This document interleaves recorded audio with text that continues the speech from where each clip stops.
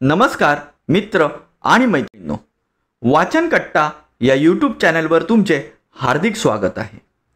आज मी तुमच्या पुढे मायाजाल भाग 2 ही कथा सांगणार आहे। तत्पूर्वी वाचन कट्टा या चॅनलवर जे नवीन श्रोते हा व्हिडिओ पाहत आहे त्यांनी वाचन कट्टा या चॅनलला सबस्क्राइब करावं आणि जे बेल आयकॉन दिसत आहे त्याला प्रेस करावं, जेणेकरून वाचन कट्टा जे नवीन नवीन व्हिडिओ अपलोड करेल त्याचं नोटिफिकेशन तुम्हाला मिळत राहील। चला तर मग ऐकूया मायाजाल भाग 2।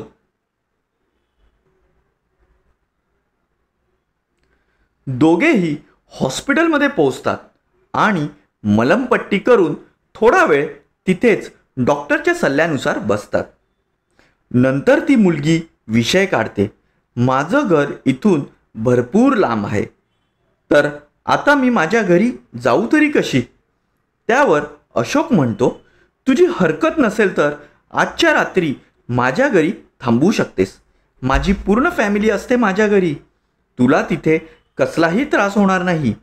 ती त्याच प्रतीक्षेत असते आणि तिच्या चेहऱ्यावर मोठे स्मितहास्य दिसू लागते।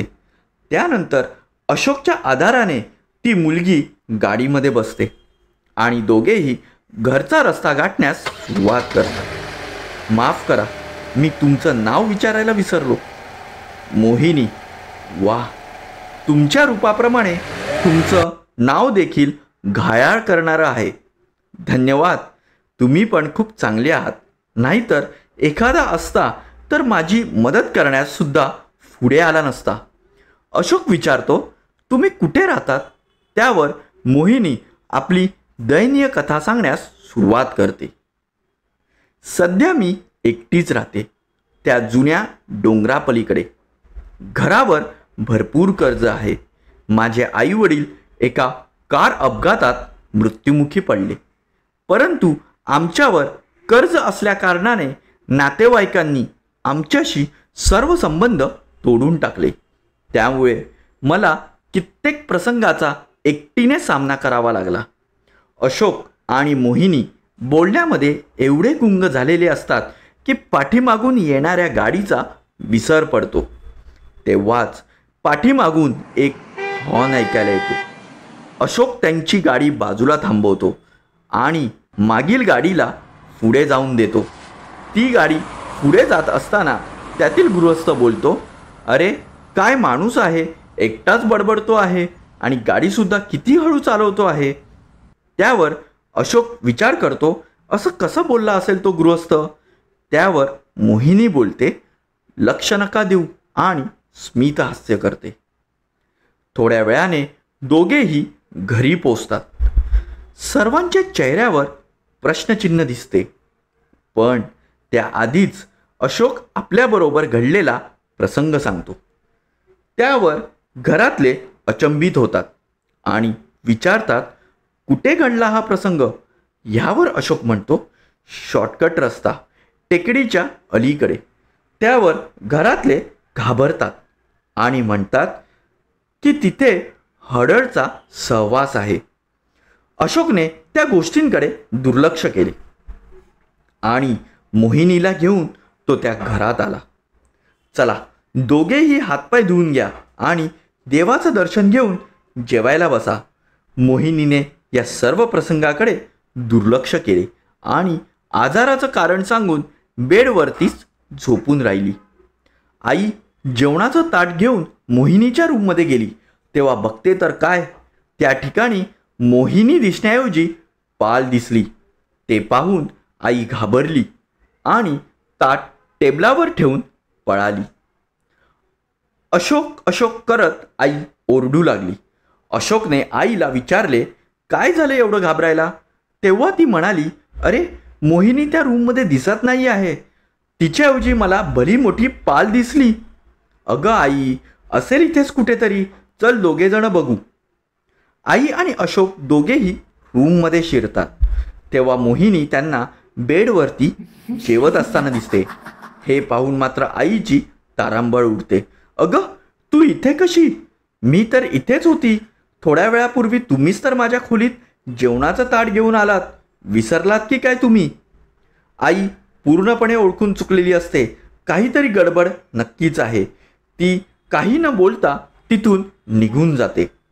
आई जेवून झोपायला जाते, तरी पण तिच्या मनात शंकेची पाल चुकचुकत असते. म्हणून ती एकदा मोहिनीच्या रूममध्ये बघण्यास जाते. बघते तर काय, मोहिनीने तिचे मूळ रूप धारण करून बसलेली असते. हा घडलेला प्रकार सगळ्यांना सांगायला जाते. बघते तर काय, मोहिनी मुलीचं रूप घेऊन सगळ्यांसमोर गप्पा मारत बसलेली असते. बस, आईला धक्का बसतो आणि कळून चुकते ही मोहिनी मुलीचं रूप घेऊन आपल्या घरी, जखीनच आपल्या घरी वावरत आहे हे तिला सर्वांना पटवून द्यायचे आहे. म्हणून ती मोहिनीला कडक शब्दात सांगते, हे मुली, तुझा हा खेळ बंद कर आणि आत्ताच्या आत्ता आरशासमोर उभी राहा. हे ऐकून सर्व घाबरतात आणि म्हणतात, काय झाले आहे? तू बरं वाटत नाही आहे का तुला? मोहिनी आरशासमोर उभी नाही राहणार ह्याची तिला खात्री असते. म्हणून ती सर्वांना विश्वासात घेऊन गुरुजींना फोन लावते आणि आपल्या घरावरील घडलेला सर्व प्रकार सांगते. हे ऐकून गुरुजींना सुद्धा जखिनीनेच घरात प्रवेश केला आहे ह्याची खात्री पडते. काही तासानंतर गुरुजींचे घरी आगमन होते. गुरुजी जसे घरात प्रवेश करतात त्यांची चाहूल मोहिनीला लागते. घरात प्रवेश केल्यानंतर गुरुजी काही मंत्र बोलण्यास सुरुवात करतात. तेव्हा मोहिनी हळूहळू आपले मूळ रूप धारण करते. तिचे ते मूळ रूप बघता घरातील सर्वजण घाबरतात. तेव्हाच गुरुजी तिला प्रश्न विचारण्यास सुरुवात करतात. मला माहीत आहे तू जकीण आहेस ते. मला सांग, तू इकडे का आणि कशासाठी आली आहेस ते?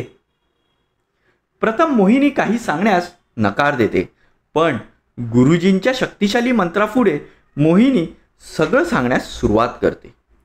खूप वर्षापूर्वी मला एक मुलगा बघण्यास मी, माझी आई व बाबा आम्ही तिघे गाडीने जात होतो. आम्ही सर्वजण खूप खुश होतो. बऱ्याच वर्षांनी आमच्या घरात शहनाई वाजणार होती. माझे आई वडील खूप चिंतेत असायचे, कारण काही केल्या माझं लग्न होत नव्हतं. थोड्याच दिवसात मला शहरातून एका चांगल्या मुलाची मागणी आली. त्यांना आमचं स्थळ खूप आवडलं. त्या दिवशी अमावस्या होती. आम्ही तिघेही मुलाला बघण्याकरता निघालो. रात्रीची वेळ होती. गडद अंधार होता. त्यात सोसाट्याचा वारा आणि मुसळधार पाऊस. लवकर शहरात पोचण्यासाठी माझ्या वडिलांनी शॉर्टकटचा रस्ता निवडला, पण पुढे काय होणार होतं ह्याची आम्हाला थोडीसुद्धा कल्पना नव्हती. त्या दिवशी एका कार अपघातात आम्हा तिघांचा मृत्यू झाला. माझी सगळी स्वप्न धुळीस मिळाली. मला खूप वाटायचं माझं लग्न व्हावं, माझं स्वतःचं असं घर असावं. माझं अर्धवट राहिलेलं स्वप्न मी पूर्ण करण्यास इकडे आले आहे.